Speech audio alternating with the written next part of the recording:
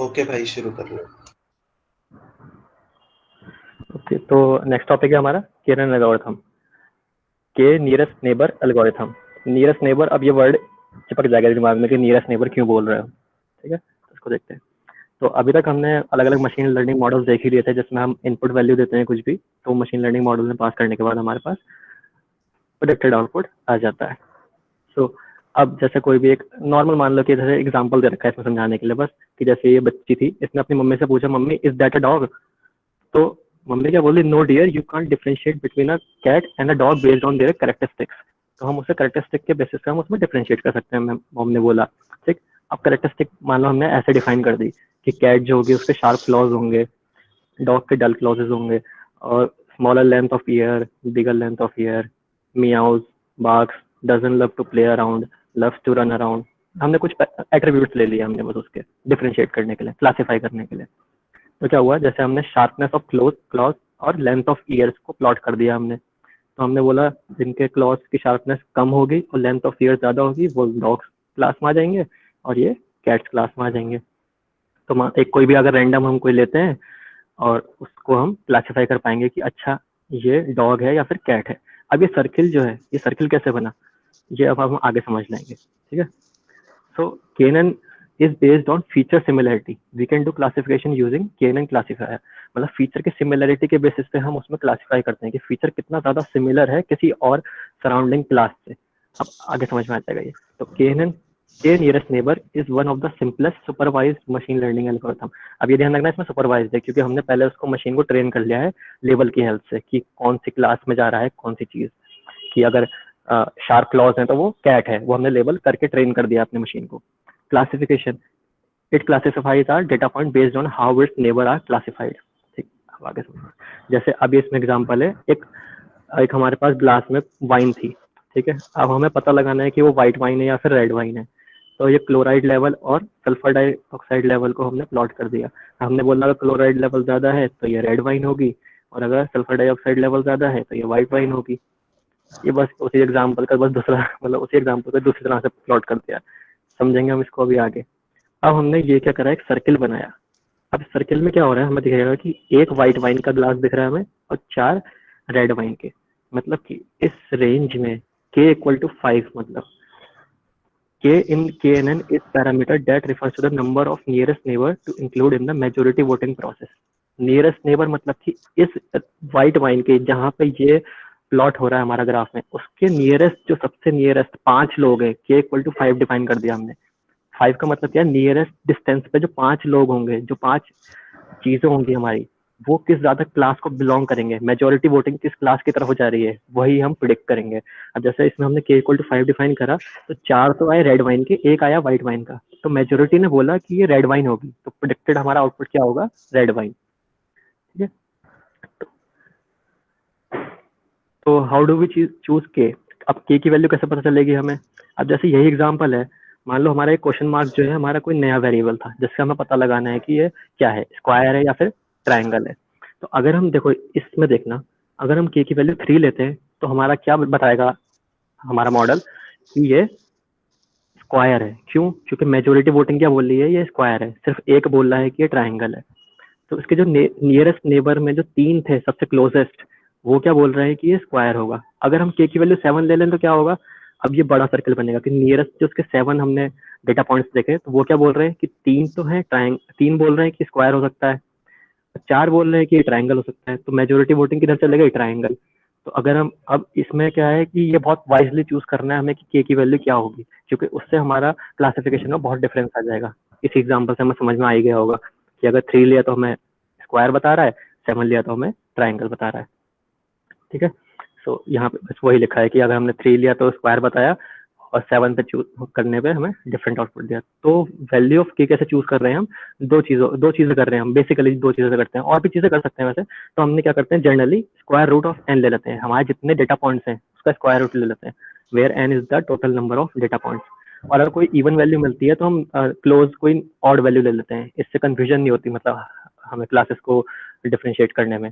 जैसे 5 अगर हमारा आया तो हम 3 ले लेंगे, नहीं मतलब अगर जैसे 6 आया तो हम क्लोज वैल्यू कुछ भी 5 या 7 ले लेंगे। ठीक है, तो अब केनन हमारा कैसे यूज, कहाँ यूज हो रहा है, जैसे यहाँ पे हमारा डेटा इज लेबल्ड, हमारे पास डेटा लेबल्ड होना चाहिए, data is noise free, data में नॉइस नहीं होनी चाहिए। जैसे इस टेबल में है, ये वेट और हाइट को प्लॉट करा है और क्लास बता रखा है कि अंडर वेट है या फिर नॉर्मल वेट है। अब इसमें ये अगर लिखा है 140, 23, हेलो किटी, ये क्या है, नॉइस, ये अनरिलेटेड है। हमारा क्लासिफिकेशन होना चाहिए था अंडर वेट या फिर नॉर्मल वेट के हिसाब से। तो नॉइस अगर होगी तो हमारा जो केनन है वो सही से वर्क नहीं कर पाएगा, क्योंकि वो फिर अलग ही क्लास प्रिडिक्ट कर देगा। तो नॉइस हमारी मिनिमम से मिनिमम होनी चाहिए। डेटा सेट हमारा स्मॉल डेटा सेट का यूज होता है usually, because KNN is a lazy learner. Lazy learner हमने पढ़ा ही था, किसने पढ़ाया था, आई गेस आकांक्षा ने पढ़ाया था। तो लेजी लर्नर वही, जैसे जब आया हमारे पास कुछ प्रिडिक्ट करने के लिए तभी वो लर्न करता है, क्योंकि उसमें किसी और की जरूरत ही नहीं है। उसको क्या करना है, के की वैल्यू के हिसाब से अपने नियरेस्ट नेबर कैलकुलेट करने हैं, तो उसको पहले से ट्रेन होने की जरूरत नहीं है। तो वो क्या करेगा, जैसे ही कुछ आया प्रिडिक्ट करने के लिए, के की वैल्यू उसको पता थी, मान लो फॉर एग्जाम्पल 5, तो उसने नियरेस्ट अपने 5 नेबर देख लिए और प्रिडिक्ट कर दिया। तो डेटा सेट अगर हमारा स्मॉल होगा तो प्रेफरेबल है ये। अब जैसे एक एग्जांपल है वही हाइट और वेट वाला, हमने वेट और हाइट को प्लॉट कर रहा है और क्लास हमने डिफाइन कर दिया अंडर वेट या नॉर्मल के हिसाब से, ठीक है। अब इसके बेसिस पे हमने अपने मॉडल को ट्रेन कर दिया है कि अगर वेट हाइट इतनी हुई तो अंडर वेट, वेट हाइट इतनी हुई तो नॉर्मल वेट, ठीक है।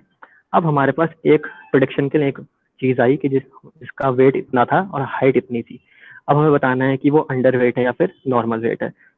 अब इसमें केनन कैसे काम करेगी, मतलब कि हम बीएमआई कैलकुलेट कर रहे हैं। अब केनन कैसे काम करेगी, to find the nearest neighbour we will calculate equivalent distance. X Y graph में जब भी हम दो पॉइंट के बीच में डिस्टेंस निकालते हैं तो हम इक्विवेलेंट फॉर्मूला यूज करते हैं ना, तो हम वही करेंगे, इक्विवेलेंट डिस्टेंस फाइंड करेंगे। तो जैसे मान लो ये दो डेटा पॉइंट्स थे, रेड वाला और ब्लू वाला, तो एक्स वाई से इसको डिनोट कर रखा है, इसके और इसको ए बी से डिनोट कर रखा है। तो डिस्टेंस डी जो होगी, ये डिस्टेंस बिटवीन दो डेटा पॉइंट्स, हम ऐसा मान लेते हैं एग्जांपल के लिए कि ये ब्लू वाला हमारा नया डेटा पॉइंट है और रेड वाला हमारा पहले से था। अब हम इन दोनों के बीच में डिस्टेंस फाइंड कर रहे हैं, तो हमने क्या करा, डिस्टेंस के लिए हमने यूक्लिडियन फॉर्मूला यूज कर दिया, एक्स माइनस ए, इसका एक्स कोऑर्डिनेट और इसका X coordinate, X minus A का square minus Y minus B का स्क्वायर, ठीक है। तो वही इक्विवेलेंट डिस्टेंस और होल का अंडर रूट, ठीक है। तो डिस्टेंस निकल जाएगी हमारी कि दो पॉइंट के बीच में डिस्टेंस क्या है। तो ऐसे क्या करेंगे हम, ये रेड वाला जो है यहाँ पे, ये है हमारा अननोन डेटा पॉइंट।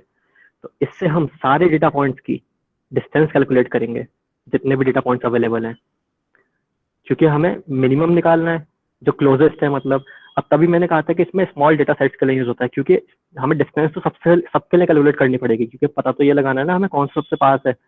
तो सबसे कैलकुलेट करेंगे, जैसे डिस्टेंस D1 जो है इसमें डिफाइन कर रखी है, तो वो कुछ भी हमने ले लिया इसमें एग्जांपल के तौर पे, कुछ आई, D2 कुछ आई, D3 कुछ आई।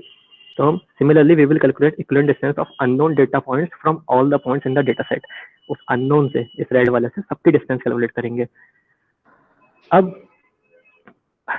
इसमें जैसे हमारी आ गई कि ये कि आ गई हमारी सारी इक्विवेलेंट डिस्टेंस, ठीक है, हर पॉइंट के रिगार्डिंग, कि इस डेटा पॉइंट से कितनी आई, इस डेटा पॉइंट में कितनी आई, इसमें कितनी आई, इसमें कितनी आई, और ये उसकी क्लास थी जो पहले से जिसके हिसाब से वो ट्रेन हो रखा था, ठीक है। अभी से भी इक्विवेलेंट डिस्टेंस आई है। अब हमने क्या करा, हमारा k इक्वल टू 3 लेट कर लिया कि हमने नियरेस्ट तीन जो हमारे डेटा पॉइंट्स होंगे उसके बेसिस पे हमें क्लासीफाई करना है। तो हमने क्या करा, इक्विवेलेंट डिस्टेंस वाला वो उठाया अपना कॉलम, और उसमें जो मिनिमम डिस्टेंस दे रहे थे उन तीन पॉइंट्स को उठा लिया, उन तीन डेटा पॉइंट्स को उठा लिया और उनकी क्लास चेक करी कि वो किस क्लास को बिलोंग करते हैं। तो जब हमने क्लास चेक करी तो तीनों डेटा पॉइंट ने ये बोला कि वो नॉर्मल वेट में आता है, नॉर्मल क्लास में आता है। So majority neighbours are pointing towards normal, hence as per KNN algorithm of class 57170 should be normal. तो केनन एल्गोरिथम ने इस तरह से उसको क्लासिफाई कर दिया कि ये एक नॉर्मल क्लास में आएगा। तो हमने क्या देखा केनन में कि एक पॉजिटिव इंटीजर के, हाँ भाई एक चीज क्लियर करो मेरे को, यहाँ पर ना एग्जाम्पल से एक डाउट हो रहा है कि हाँ जैसे अनबैलेंस्ड होगा अगर हमारा डेटा सेट, तो ये तो हाँ जो मेजोरिटी होगा उसकी साइड में ज्यादा टिल्ट रहेगा हमेशा। अनबैलेंस मतलब मतलब, मतलब कि जैसे अंडरवेट यहाँ पर दो ही है, तो हाँ अगर किसी भी केस में मेरे पास तीन नॉर्मल आ जाते हैं और दो अंडरवेट भी आ गए, तो मेरा वो नॉर्मल की तरफ ही प्रिडिक्ट करेगा, चाहे वो हाँ हाँ अंडरवेट की तरफ ज्यादा हो। तो ये अनबैलेंस्ड केस के लिए नहीं, ये तो उसमें हमें एक तरह से प्रोबेबिलिटी, मतलब अब दो अनबैलेंस्ड है, अंडरवेट है, और दो नॉर्मल, तीन नॉर्मल वेट है, तो मतलब 40% चांसेस है अंडरवेट होने की और 60% चांसेस है हाँ नॉर्मल वेट होने की। तो मैं प्रिसाइज नहीं बताएगा, 100% एक्यूरेसी से नहीं बताएगा ये, वो पक्का हाँ इंश्योर है। बट यहाँ पर हमारे पास दो ही अंडरवेट है ना, और हाँ उससे हाँ हाँ, डेटा सेट हम ये कह सकते हैं कि हाँ अनबैलेंस है इस एग्जांपल में, हाँ सही कह रहे हो कि अनबैलेंस्ड है। तो मतलब। अनबैलेंस्ड के केस में मेरे अकॉर्डिंग जो मैं सोच पा रहा हूँ कि KNN परफॉर्म थोड़ा खराब करेगा प्रिडिक्शन। हाँ हाँ करेक्ट, क्योंकि उसमें एक्यूरेसी अच्छी नहीं आएगी, कि हो हाँ ये सकता है चीज कि वो होगी दो, ना। हाँ काफी क्लोज आए उसकी प्रोबेबिलिटी दोनों की, मतलब 50% के क्लोज ही आए दोनों की प्रोबेबिलिटी, ये हो सकता है कैनन में।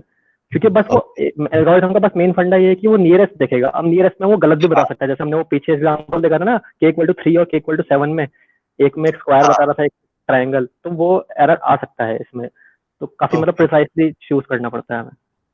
ठीक है। ठीक है, तो हमने k क्या स्पेसिफाई कर रखा है, कोई भी पॉजिटिव इंटीजर, और हर सैंपल के लिए हम अलग डिफाइन कर सकते हैं। we select the k entries in our database which are closest to the new sample। हम जो नया सैंपल लिया उसके क्लोजेस्ट के हिसाब से ही हम अपनी k एंट्रीज को ऑप्ट कर लेते हैं। We find the most common classification of these entries.